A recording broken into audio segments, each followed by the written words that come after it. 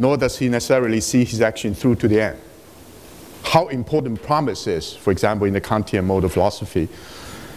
The man need not keep his word. Maybe the person is, if not encouraged, at least permitted to break his promises.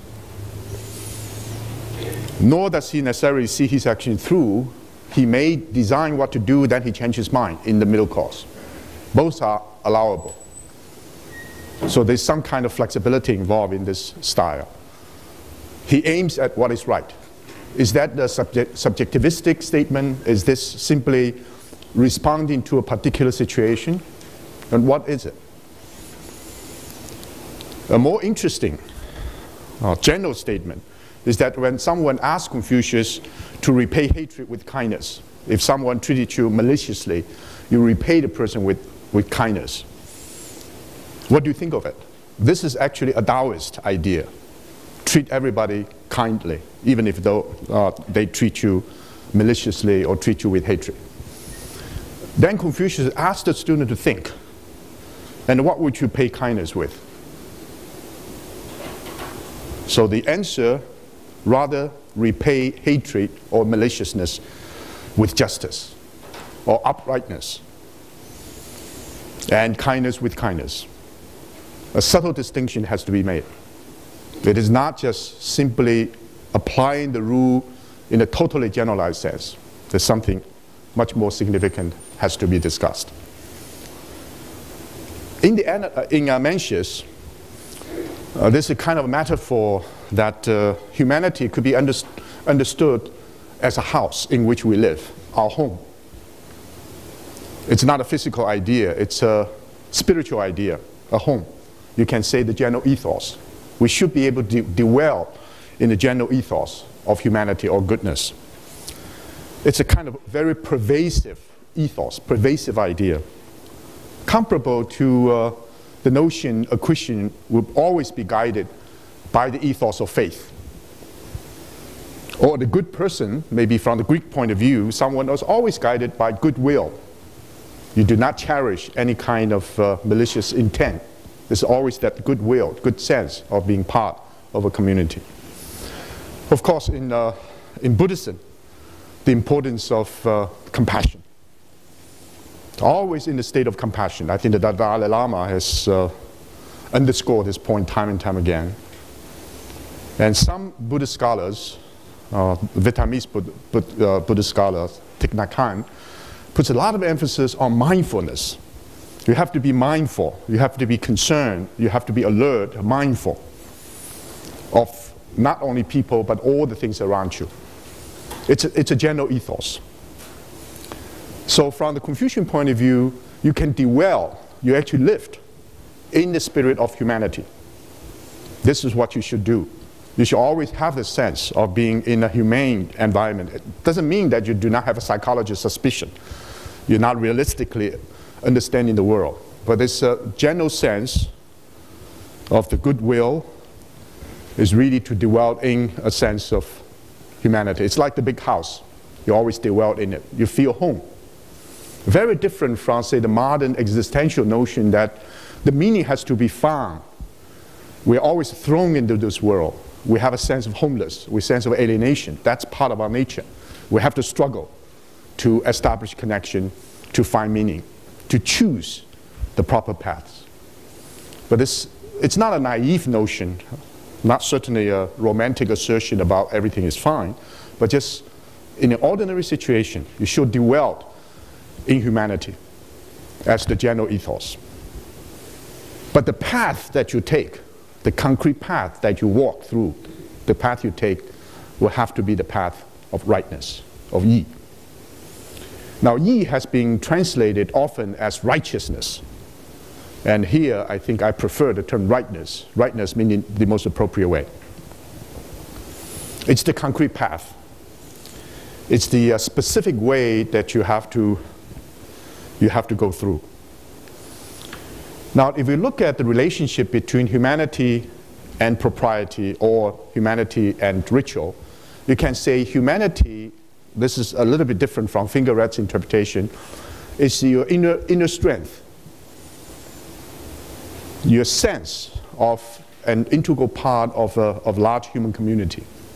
It's inner morality. There is interiority to your sense of being human. And ritual is the external form, is the observable external form of how humanity actually is being realized. Without the actual external form, only the inner morality is not able to do it. And of course, the inner and outer are always interconnected. So how the inner morality is going to express itself in the external form, and that form will help you to realize your sense of being connected with the outside world. Imagine if that's the way we try to reconceptualize the relationship between humanity and the ritual or ritual form in the analects. Then a very critical question is how you move from the inner to the outer in a concrete situation. When you want to move in terms of your ordinary life, you really have to make a choice. You have to have a judgment. What is the most appropriate action? And that judgment, your cultivation of that judgment is yi, is the idea of rightness. What is the most appropriate? It is in this sense then, when you already given your word to someone, you're willing to lend $50 to a friend, and then you realize the person is going to use it for something dangerous to himself and to society. When the time comes, then he asks for the money. I'm sorry, I'm not going to give it to you because I made a wrong judgment. That's okay. So that concrete situation when you have to respond to a situation, you have to have some kind of judgment. If not, if you just follow a kind of formulaic way of any kind of a internal morality that realized in an external form that should have a certain kind of fit. So you're always governed by some kind of principle. If I made a promise, I'm going to go through that. That may turn out to be inappropriate in the particular context. It is in this sense that yi is not something you can acquire simply by reading books or internalize some principles. You really have to go through the practice. And it has to be refined and continuously. Mencius also say even humanity, it's not a given. You have to feel at home. You have to be able to return home constantly. You have to have a niche. You have the sense of you are a part of a much larger world. You have to have a position. And that inner feeling of being part of a larger world within that ethos, again, requires praxis, requires cultivation. Now, yi in this sense, almost like learning of a particular musical instrument. The more you play, the more you learn how to play, the more you'll be able to do it. How can you become a virtuoso of yi? How can you be a virtuoso of rightness? Requires you're constantly mindful of the concrete decisions that you have to make every day. And the sense is that it's not a sort of a intense idea that you have to be constantly under pressure, either internally generated or externally inflicted. It is a sense of a general well-being requires the accumulation of inner resources for moral development. So to be a good musician, you master the art, all the skills. But to become a real true musician, this is following the mentioned idea of the different degrees of human realization or human perfection. A good musician, or a good person for that matter, someone who is able to do things that it's pleasing, is not going to upset the social harmony or the social order. You're happy to have a person around you as a good person. But unless the good person embodies something which is substantial, there's some interiority to that good person. It's not a good superficial person, but a good substantive person. Not just a musician who can play music, very good melodies, but a musician which has some substance. We take serious about the particular music performance.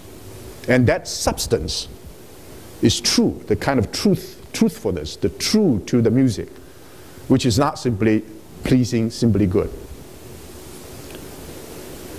Then to learn the skills, learn the rules of the game is not enough, but also to have some inner connection with the music. You love it, and you even take delight in it. But to be a beautiful musician is that the inner quality of the true radiates outward. So it's not a little bit of substance, it's a substantial presence. It has to be radiate outward. That's beautiful playing. And then a great musician is always inspirational. That radiating outward has a sense of awe. We have a sense of awe in the presence of great music. And then, of course, the sagely, or the higher level, is that it transforms without our knowing it. In the presence of greatness, and yet when we come close, it doesn't give us this very, very powerful, sort of overbearing presence.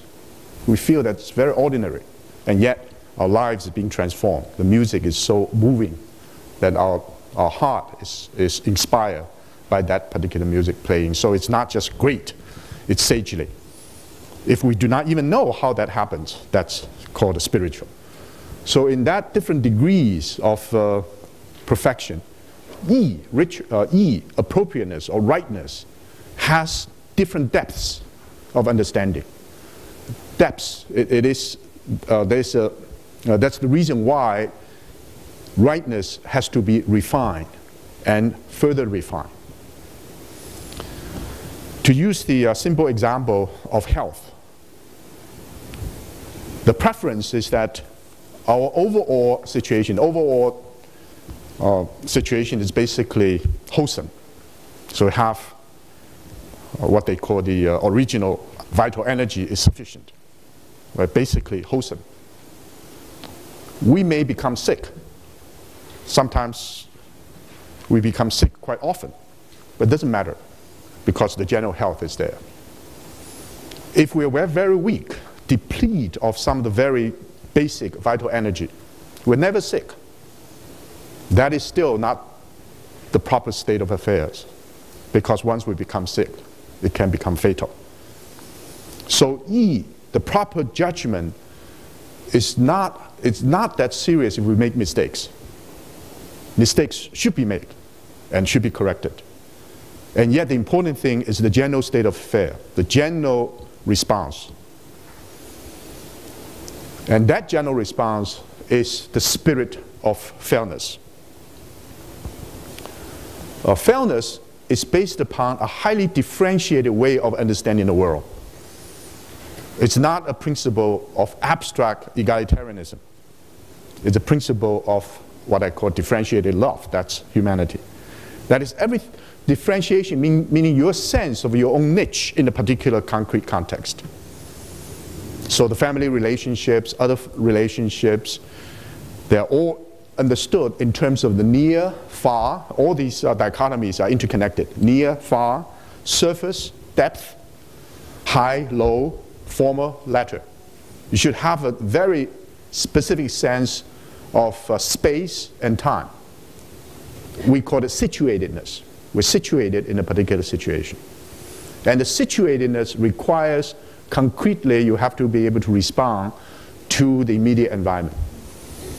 So the Confucians were considered selfishness as a value, a very limited value, to the extent that your self-sufficiency is not a liability to the society. I can take care of my own affairs. I'm totally selfish. I just do things on my own. I don't inflict any kind of damages on others. That's a value, but it's a limited value. Nepotism is a value. I take care of the people that I'm close to. I have strong, very strong and natural feelings for them. I don't care for the others. That's fine. That's a value. It's better than simply selfishness. But that value is not good enough. It has to move. In other words, you have to think about yourself in terms of the relationships, in terms of dynamic transformation, rather than a static structure. So that fairness, based upon the principle of differentiation and locating yourself as the center of relationships, and you may want to make all kinds of choices, and these choices will have to be understood in terms of the concrete environment in which you're capable of responding to the challenges. In other words, there are many different standards of fairness. But in general, how to privilege the underprivileged, how to help the marginalized, how to help the weak, how to help the powerless and helpless from our own point of view becomes a principle of fairness. Fairness is not the equal distribution of resources. It's unequal distribution in favor of those who need help. And it's not altruism that I have all the goods that I will be able to mobilize, then I have extra energy to help others. It's not. Because the self as a central relationship requires the cultivation of the self to be involved in an ever-extending network of relationships. So this moral sense is very creative. It is a moral sense that in response to a specific situation may be controlled or contextualized by particular culture, political relationships, and a number of other things. So you have, for example, I very early asked you about rationality or rationalism on the one hand and sympathy on the other, and asked you which one is more operative in terms of this type of moral choice.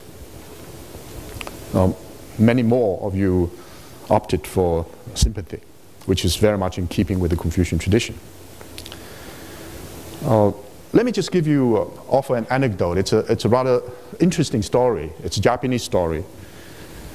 To give you a sense of how fairness, appropriateness is being exercised. This is, of course, in medieval Japan.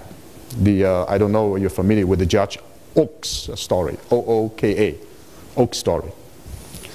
This is a story about a tatami, you know, the mat maker.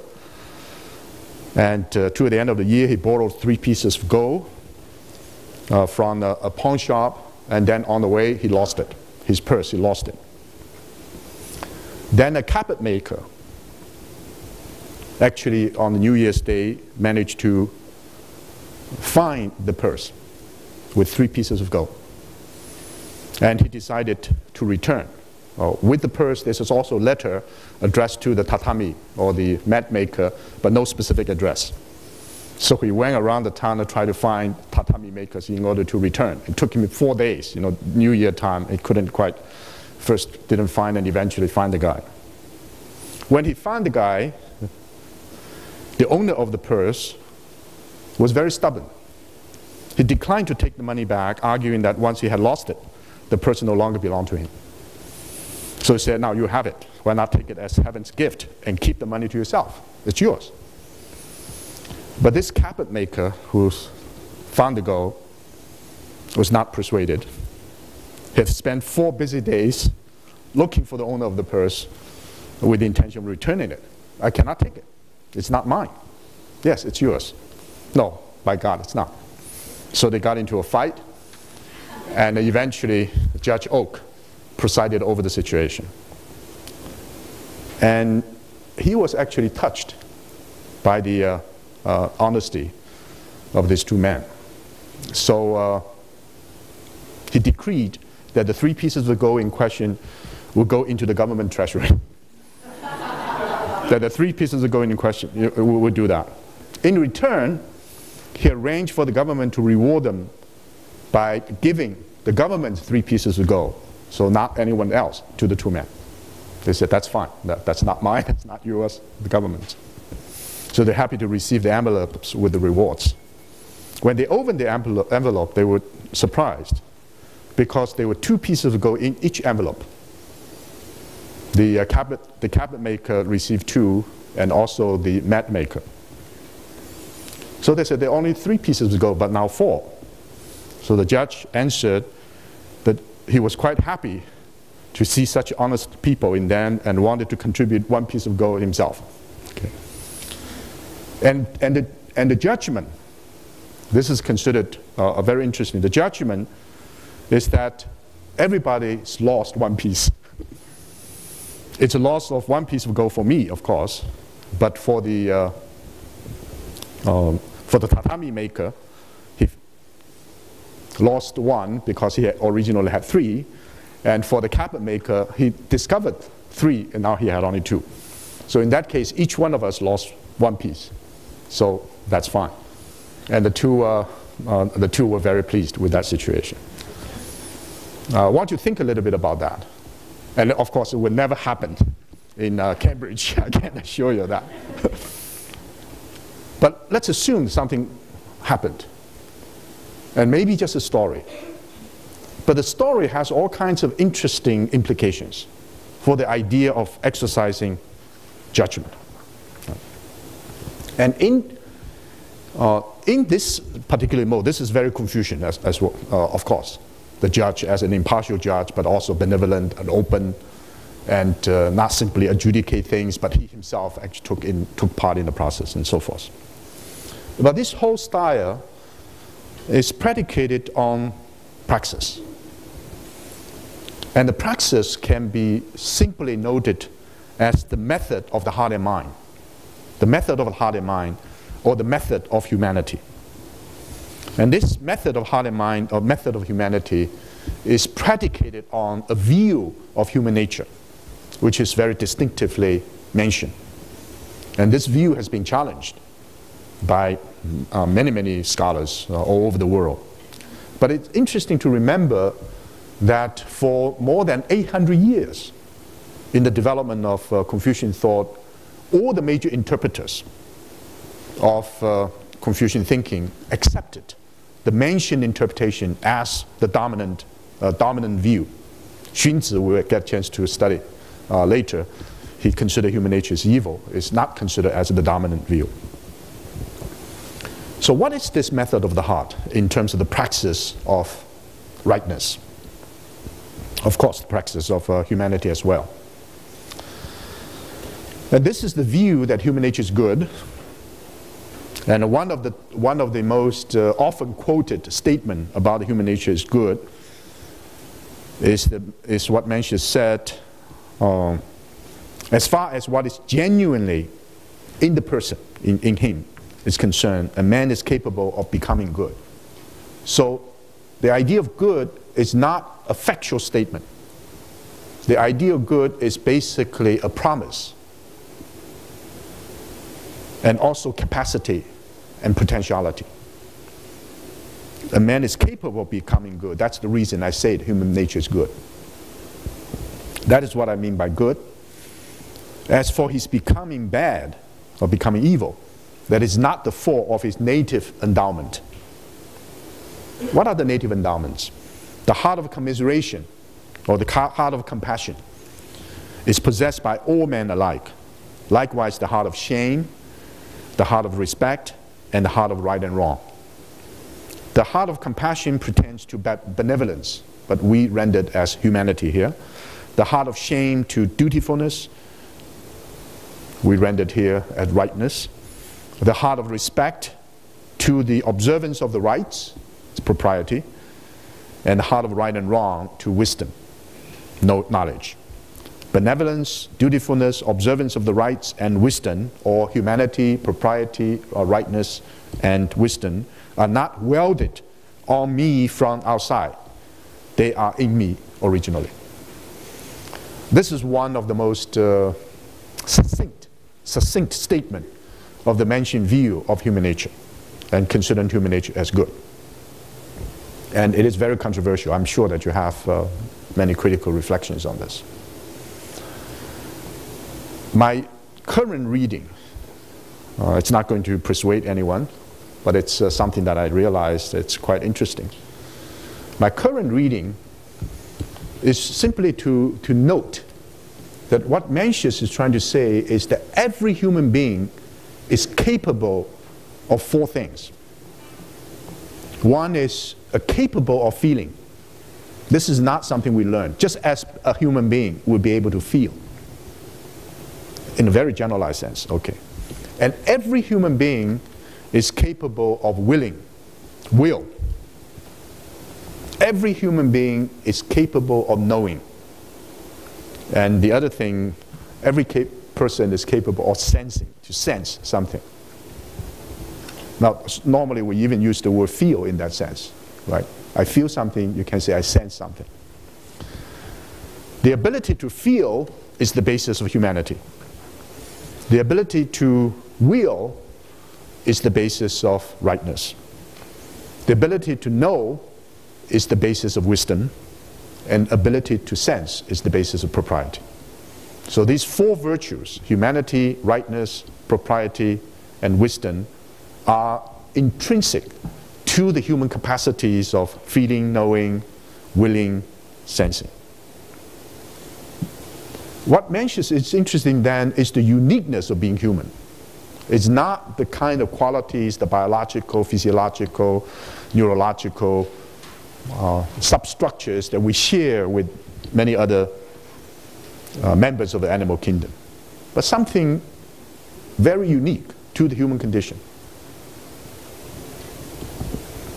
And this uniqueness of being human is what Mencius called the great body. It's something unique to every human being. That's the great body. The word, using the word body is very significant here. And that we share with other members of the animal kingdom, a lot we share. In fact, you look at the genetic code, maybe 99%, 99.5% we share.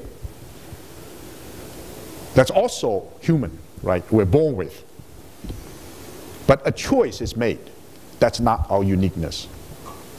So to say human nature is good is actually to define the uniqueness of being human. Something that we are capable of doing, we have the potential, we have the authentic possibilities. No other members of the animal kingdom will be able to do it. That's a choice. Why it's called great? Well, the greatness of being human, from the Mencian point of view, is that little infinitesimal, little difference, the 0.001 difference between the human and the rest of the animal kingdoms. Very small. The appetite, for sex, for food, aggression, all kinds of instinctual demands that we humans have. All other animals do. But there's something very unique. And this is the search for the uniqueness of being human, right? And that is very small, very little. And yet, that which is very small has the infinite potentiality of growth and development. And that which occupy who we are as human beings, our instinctual demands for sex, for food, and so forth, share with other animals. These are the things that define our small body. They actually constitute 99% of our existence. Why small?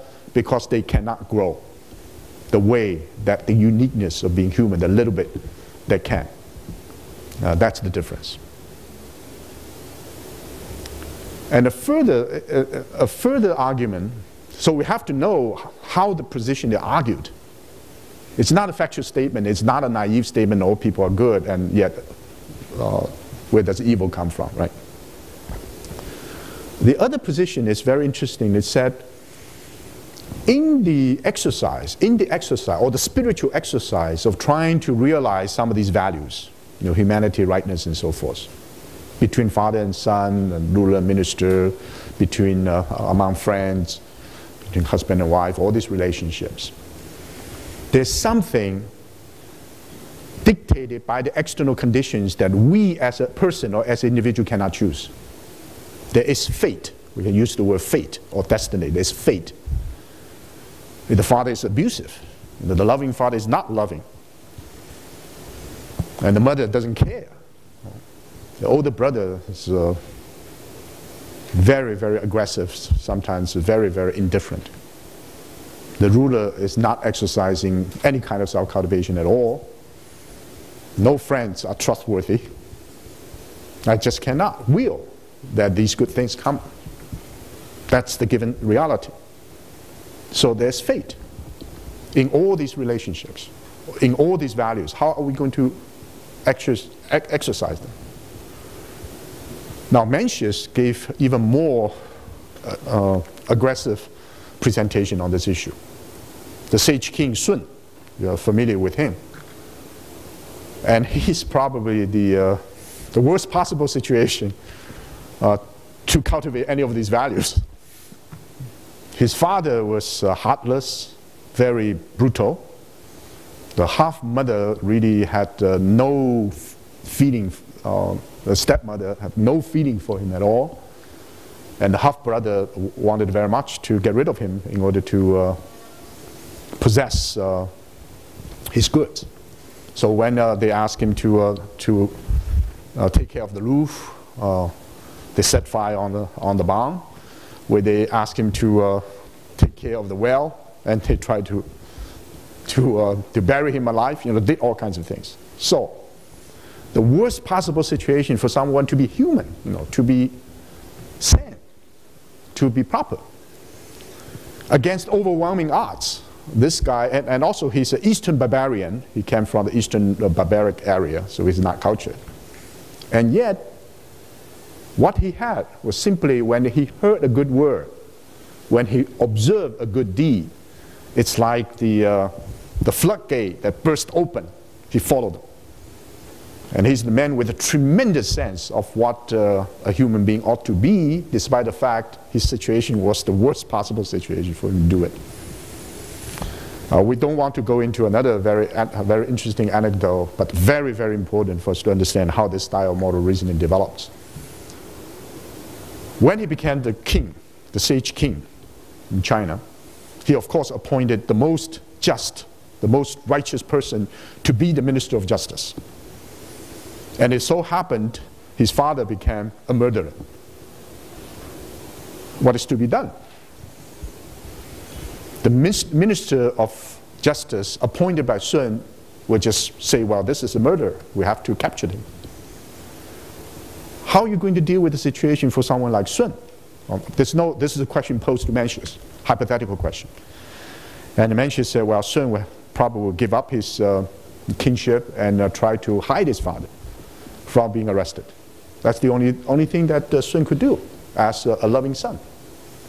It's not satisfactory in terms of political theory. It's not satisfactory in terms of personal freedom or choices. But this is how that was considered as a way out. We will have a chance to do that, to discuss that particular issue. This is also relates to another one. I think it's very puzzling for many of us. When Confucius visited a village, someone proudly pointed to him that our village is noted for uprightness, noted for rightness or righteousness. When the father stole a goat or a sheep, the son proudly reported to the police and had his father arrested. Confucius was not happy with that and say, in our village, which means also village of uprightness, the term often translated, the father conceals the son and the son conceals the father. The word yin, conceal. But it's more than just conceal. The subtext is the father assumes the responsibility of, suffers from the pain of the son when the son has committed a crime. And the son, not sense of a conceal, meaning to hide it, no matter what, but assumes the responsibility of personally agonizing over the same situation. And this is proper. Of course, it's not very different actually in the legal tradition of the Christian West, because the importance of the relationship between husband and wife, that relationship is considered sacred. So the spouse would never bear witness against the other spouse, because the respect for the conjugal relationship as sacred. If the parent-child relationship is considered sacred, then you have ways of trying to understand how that situation actually works. In this sense, then, this is the notion that the great man or a great person never loses his childlike mind.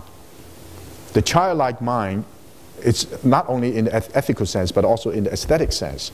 It is always there. And if the childlike mind is lost, then no matter how upright or sophisticated intellectually the person is, something precious is forever lost. So we can summarize this learning of the heart and mind in terms of a few concrete steps. First, there is the belief, and which you may challenge it, that each human being is capable of knowing, feeling, and that capacity is not learned. That capacity is given. And among all the feelings, one type of feeling, the more you have, the better person you will become, is the feeling of commiseration. The Buddhists would say the feeling of compassion. Or the Christians would say the feeling of charity or the feeling of love. Just that feeling. That feeling is very different from other emotions, like anger, joy, pleasure, all these other emotions. In Chinese, we do not have a word, do not have two words, feeling and emotions. But in English, we do. I think it will help us to understand the problem here. That is, some feelings, the more we have, the better person we become. Some emotions, if we do not harmonize them, they will hurt us, they will hurt our social relationships. So we have to make a distinction between them. The word emotion often is powerful, strong, short-lived. But feeling, you say the person is emotional, sometimes you're critical of the person because maybe irritable. But if you say someone is a feeling person, I don't know whether we use that term or not, that's a different sense. So what type of feeling that can be cultivated that would become a defining characteristic of being human? To develop one's heart and mind, that feeling, which is unique, we call it sensitivity or sympathy, there's no limit to that development.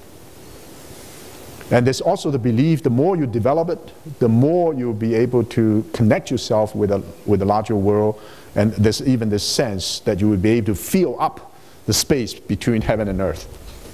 This kind of mystic feeling, a mystic idea that the more you try to develop that particular feeling, the more you become expansive, become open to all kinds of possibilities. What happened to evil? Evil is always considered as external.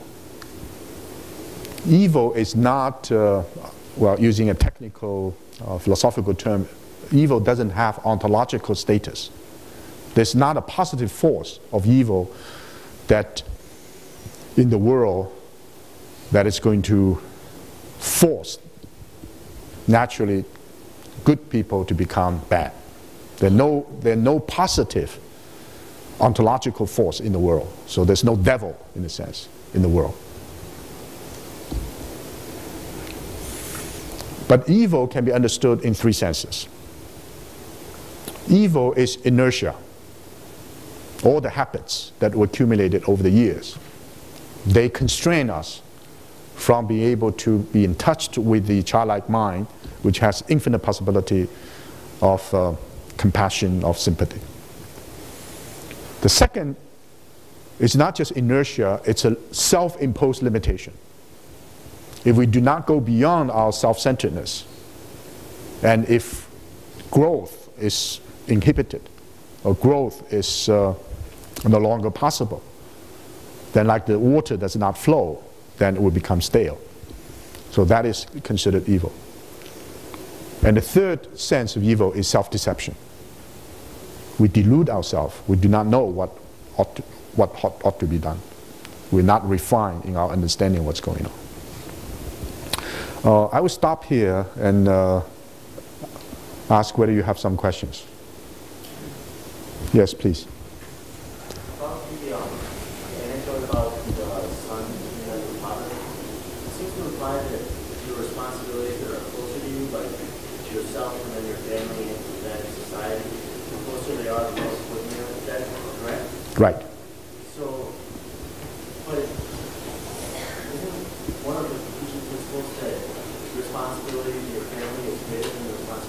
self? Right. Didn't you say that the self comes before? I don't understand how that. So you see a contradiction there, right? A conflict. Learning for the sake of the self. And then the public spiritness demands that you do not just take care of yourself, but you take care of a expanded self, which means the family, other members. Now the question is, you take care of members simply because altruism, because you've already taken care of yourself, that you have extra energy to take care of them, or not. From the Confucian point of view, not, because you, as a central relationships, as a center, you cultivate yourself, not for the others. Even your parents will not dictate what you ought to do as a student. If they want you to become a lawyer, and you know you become a better physician, or you may negotiate with them, but you do not take their word for it. If, say, well, you study hard, and so you study hard because of their injunction, there's something wrong there. So the taking care of yourself implies an ever-extending model. So in that sense, the family, the question I think you have in mind is the common belief that you sacrifice yourself for the family, because as an obedient son. But that question is, how do you sacrifice yourself? You sacrifice yourself for the unjust that is being inflicted upon you, or you sacrifice yourself because the larger good as embodied in your family is something also your self-interest. There's a lot of judgment to be made. So the question then is, I think the most important question is, can you criticize your parent?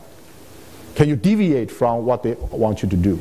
And from the Confucian position is absolutely necessary to be alert. And what is the imposition? If the parents are indulged in something which from your own moral sense is wrong, and simply accept them because you are a filial son, this is even a greater wrong than simply rebel against them.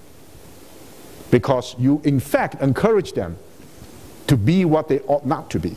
Right.